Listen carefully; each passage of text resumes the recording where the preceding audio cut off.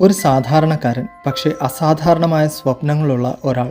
ലോകം കണ്ട ഏറ്റവും മികച്ച കായിക താരങ്ങളിൽ ഒരാളായി അദ്ദേഹം വളർന്നു. അദ്ദേഹത്തിൻ്റെ പേര് മൈക്കിൾ ജോർദാൻ. ബാസ്കറ്റ്ബോൾ കോർട്ടിൽ അദ്ദേഹം തീർത്ത വിസ്മയങ്ങൾ തലമുറകൾക്ക് പ്രചോദനമാണ്. സ്കൂൾ ടീമിൽ നിന്ന് പോലും ഒഴിവാക്കപ്പെട്ട ഒരു കുട്ടിയായിരുന്നു ജോർദാൻ. ആ നിരാശയിൽ തളർന്നിരിക്കെ കൂടുതൽ കഠിനാധ്വാനം ചെയ്യാനും തൻ്റെ കഴിവുകൾ മെച്ചപ്പെടുത്താനും അദ്ദേഹം തീരുമാനിച്ചു. മണിക്കൂറുകളോളം അദ്ദേഹം ഒറ്റയ്ക്ക് കോർട്ടിൽ പരിശീലിച്ചു. പരാജയങ്ങളെ വിജയത്തിലേക്കുള്ള ചവിട്ടുപടികളായി കണ്ടു. ഒടുവിൽ അദ്ദേഹത്തിൻ്റെ കഠിനാധ്വാനം ഫലം കണ്ടു.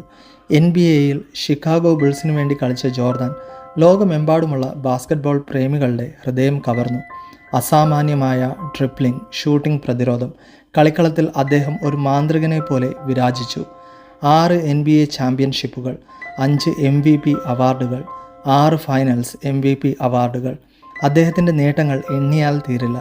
കളിക്കളത്തിലെ വിജയങ്ങൾക്കപ്പുറം ജോർദാൻ ഒരു പ്രചോദനമായത് അദ്ദേഹത്തിൻ്റെ മനോഭാവം കൊണ്ടാണ്.